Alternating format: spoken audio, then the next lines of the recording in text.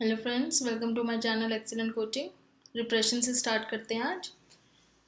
Depression क्या होता है? Depression the active elimination from consciousness of memories और एक्सपीरियंसेस विद फाइंड थ्रेटनिंग। जब हम अपनी मेमोरीज में से वो सारे इवेंट्स जानबूझ के हटाने की कोशिश करते हैं, दबाने की कोशिश करते हैं, जिनके बारे में हमें सोच के बहुत दुख होता है, बहुत पेन फील होती है। तो कोई ऐसी चीज़ें, कोई ऐसी बातें, कुछ ऐसे इवेंट जो हम नहीं चाहते कि कभी लाइफ में हम उनको याद करें, तो उन चीज़ों को हम थोड़ा दबा के रखते हैं, कभी याद नहीं करते हैं। हमारी मेमोरी में वो चीज़ें होती हैं, लेकिन लाइफ में हम कभी भी उन चीज़ों को याद करने की कोशिश नहीं करते हैं, जिसको रिप्रेशन बोलते हैं। तो सिगमंड फ्रॉइड ने ये वर्ड अपनी थ्योरी में दिया था, रिप्रेशन।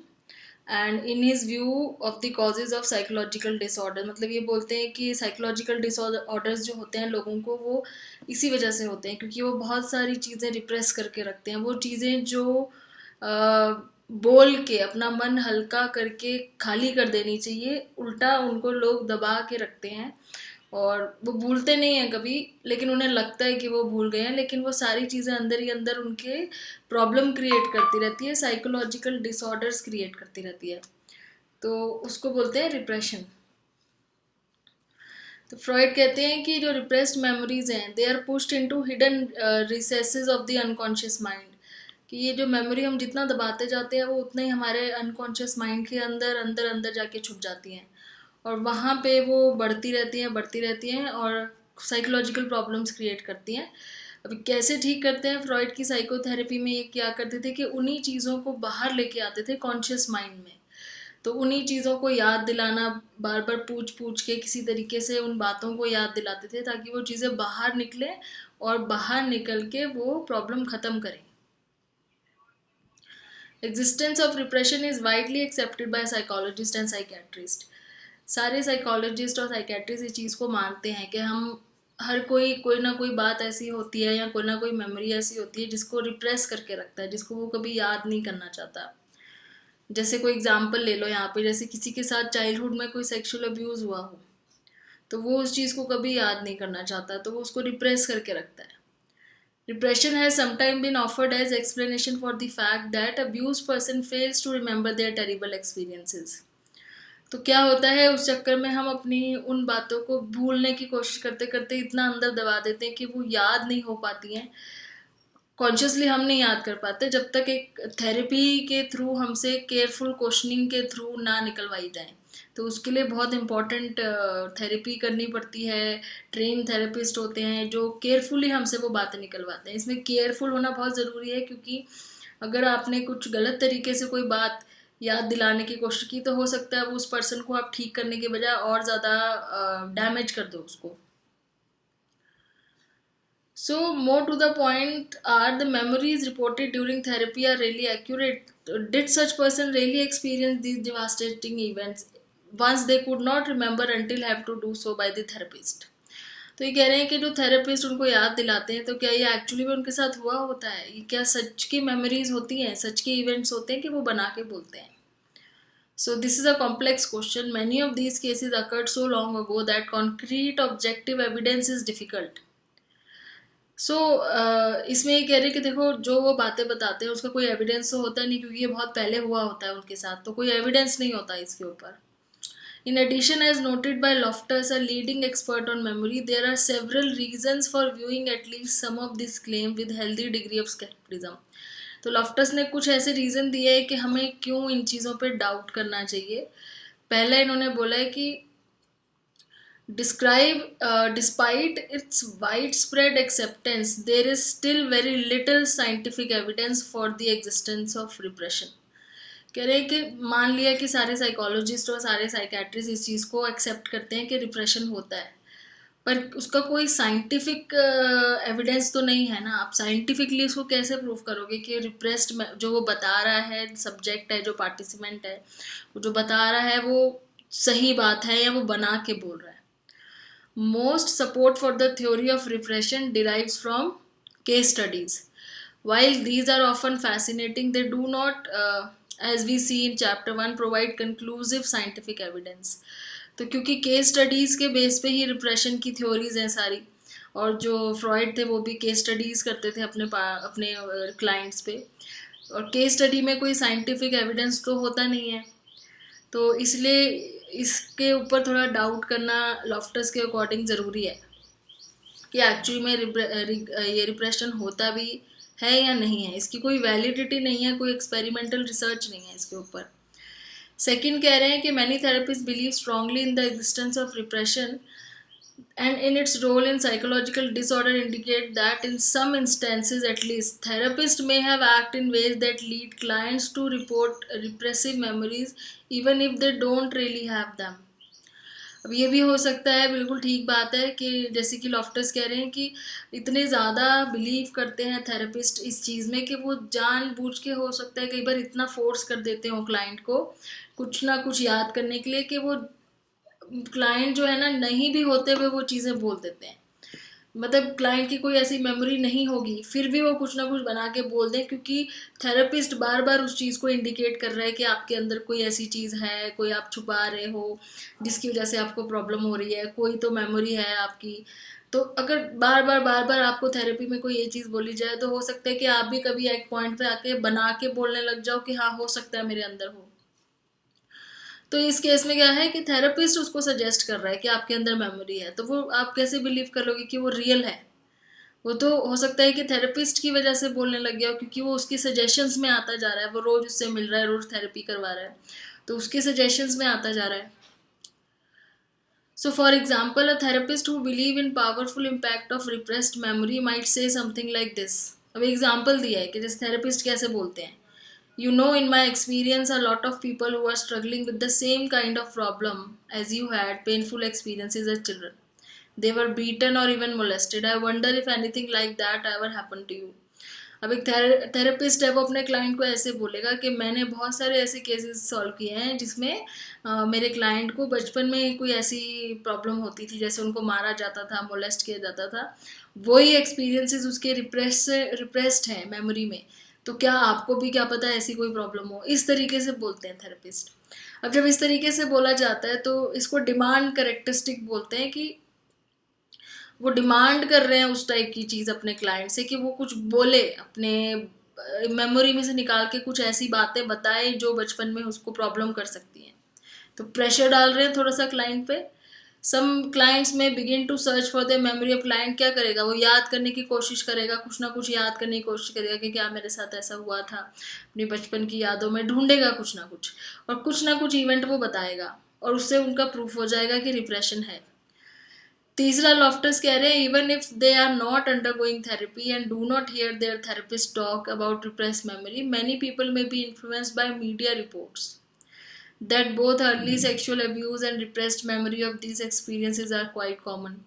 तो कई बार ऐसा होता है कि अगर हम मान लो थेरेपिस्ट के पास नहीं भी जा रहे हैं, हम अपना इलाज नहीं करा रहे हैं, तो भी हम मीडिया में सुन के सोचने लग जाएंगे कि हाँ शायद हमारे साथ कुछ ऐसा हुआ था, क्योंकि मीडिया में ये बातें आएंगी, बुक्स में हम पढ़ेंगे। अब जैसे अभी हम पढ़ रहे हैं कि रिप्रेशन के बारे में, तो इसमें हम दोनों चीज़ें पढ़ रहे हैं कि डाउट भी करना चाहिए इन चीज़ों को। लेकिन अगर जो चीज़ें खाली जो लोग इतना पढ़ेंगे खाली कि हाँ रिप्रेशन होता है, तो हो सकता है वो भी कुछ ऐसा सोचने लग जाए कि शायद हमारे साथ भी कोई ऐसी प्रॉब्लम है।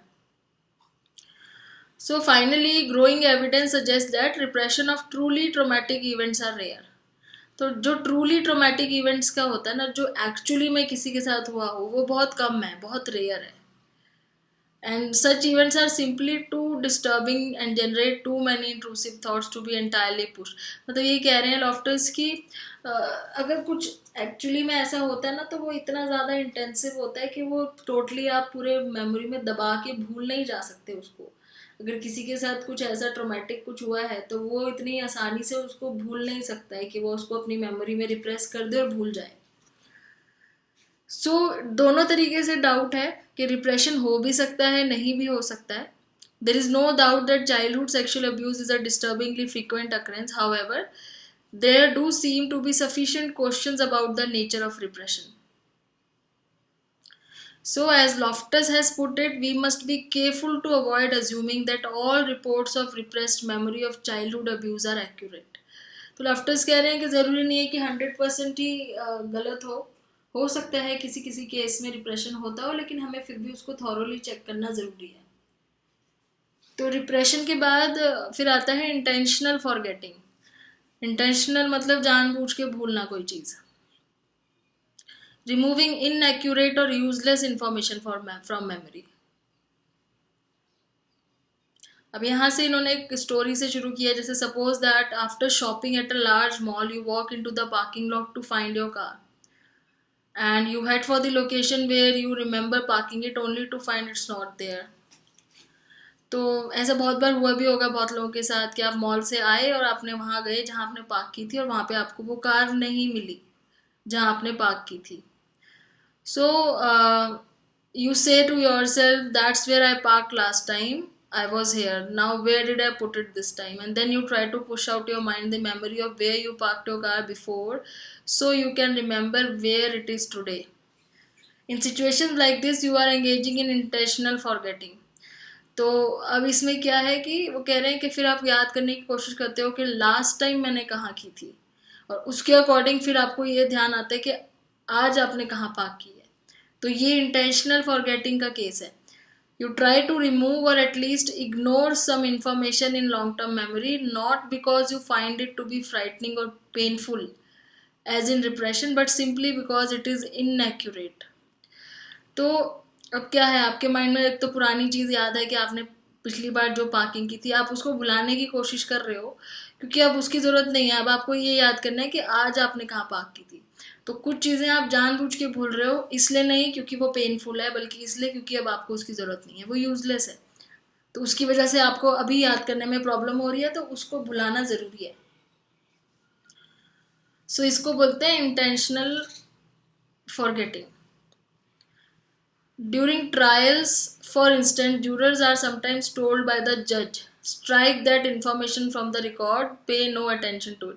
तो ये बता रहे हैं कि जैसे कई बार कोर्ट में ट्रायल्स होते हैं तो जूरी में जो लोग बैठे होते हैं उनको जज ये बोलता है, ये सेंटेंस, कि जो इन्फॉर्मेशन ज़रूरी नहीं है उसको काट दो। तो मतलब एक तरीके से वो कह रहे हैं कि उस चीज़ को भूल जाओ जो नेसेसरी नहीं है, क्योंकि हो सकता है वो जो चीज़ ज़रूरी है उसमें इंटरफेयर करे। Similarly, when interviewers attempt to choose among several job applicants after meeting them, they try to forget about the gender, race, ethnic background of the applicant. Such factors are presumably irrelevant। अब जैसे कहीं आप interview देने जाते हो, बहुत सारे clients हैं, तो जो इंटरव्यूअर है, जो ले रहा है इंटरव्यू, वो जब आपको 2-3 लोगों को फाइनलाइज करता है तो वो उनकी एक्स्ट्रा चीज़ें याद नहीं रखता है कि उनका जेंडर, रेस, बैकग्राउंड, वो उनकी मेन चीज़ें याद रखने की कोशिश करता है जो जॉब के लिए चाहिए। तो इसको बोलते हैं इंटेंशनल फॉरगेटिंग, कि वो चीज़ अभी भूल जाओ जिसकी ज़रूरत नहीं है। So, existing evidence suggests that several factors may play a role. First, in some situations, we expect that we will want to get rid of some information in the near future. This is true when we park our car and find it. We don't need to remember where it was on the occasion again। तो कुछ चीज़ें ऐसी होती है, जैसे car वाला example था कि अगर आप गए, आपको कार मिल गई अपनी, तो उसके बाद आपको कुछ याद रखने की ज़रूरत नहीं है ना कि कहाँ करी थी, कैसे करी थी। So in case we seem to go about initial stage of encoding in a special way, especially we tag or label the soon to be forgetting information so that we can recognize it as such। As a result, we find it easy to recognize an enemy। तो यहाँ कह रहे हैं कि जब हम इस information को एनकोड करते हैं, आपको पता है कि थोड़ी देर बाद आपको उसको याद रखने की ज़रूरत नहीं है। सपोज आप कोई ऐसा सब्जेक्ट पढ़ रहे हो जो आपको पता है कि नेक्स्ट ईयर आपके काम नहीं आएगा, अब आप उसको ये जान के पढ़ रहे हो कि ठीक है थोड़ी देर मुझे एग्जाम देने के लिए याद करना है, उसके बाद उसकी ज़रूरत नहीं है, तो आप एनकोडिंग करते टाइम ही उसको आपने एक टैग दे दिया, लेबल दे दिया कि मुझे ये एग्ज़ाम के बाद इस सब्जेक्ट को याद रखने की ज़रूरत नहीं पड़ेगी। तो वो आप इजीली भूल जाते हो, इसलिए क्योंकि आपने एनकोडिंग के टाइम पे ही उसको एक लेबल दे दिया है कि ये मेरे को थोड़ी देर के लिए ही याद रखना है। ऐसी कई बार आप जाते हो कहीं पे तो आपको लगता है कि अब दोबारा तो यहाँ आना नहीं है, तो आपको वो रास्ता याद करने की ज़रूरत नहीं पड़ती। वी डोंट नो, और ये तो तब बता रहे हैं जब हमें एडवांस में पता है कि हमें कुछ चीज़ें नहीं याद करनी है। अब दूसरी सिचुएशन ये कह रहे हैं, सपोज हमें नहीं पता एडवांस में कि हमें जो चीज़ याद नहीं रखनी है। We don't know in advance that we will want to forget some information at future time, so we can't encode in a special way. तब हम तो कोई स्पेशल तरीके से इनकोडिंग नहीं करेंगे। However, when we realize that this information is no longer useful or valid, we may focus on inhibiting retrieval of it. So if it comes to mind, we quickly reject it rather than thinking about it। तो ऐसे case में क्या होता है कि हमें अभी नहीं पता नेक्स्ट टाइम हमें चाहिए कि नहीं चाहिए, तो हम उसको नॉर्मली एनकोड करते हैं जैसे सारी इन्फॉर्मेशन हम करते ही हैं, और नेक्स्ट टाइम जब हमें पता लगता है कि उसकी ज़रूरत नहीं है तो हम उसको याद करने की कोशिश नहीं करते हैं। अगर वो हमारे माइंड में वो चीज़ आती भी है तो हम उसको जल्दी से हटा देते हैं, क्योंकि हमें उस पर ध्यान देने की ज़रूरत नहीं होती है। तो ये हम जानबूझ के फॉरगेट कर रहे हैं, इंटेंशनली फॉरगेट कर रहे हैं चीज़ों को। So such information remains in memory and can influence our reaction to people, our decision about them. तो ये क्योंकि ज़रूरी क्यों है कह रहे हैं, क्योंकि अगर हम ये सब चीज़ें भूलेंगे नहीं जो ज़रूरी नहीं है तो उससे हमारे रिएक्शन में बहुत चेंजेस आ सकते हैं।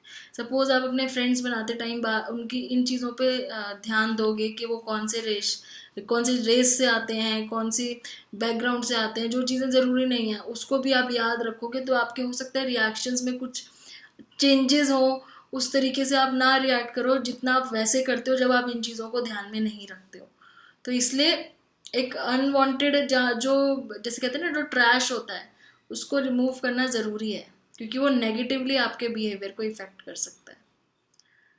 फिर इसके आगे आता है प्रोस्पेक्टिव मेमोरी, इसको हम नेक्स्ट वीडियो में डिस्कस करते हैं। Thanks for watching.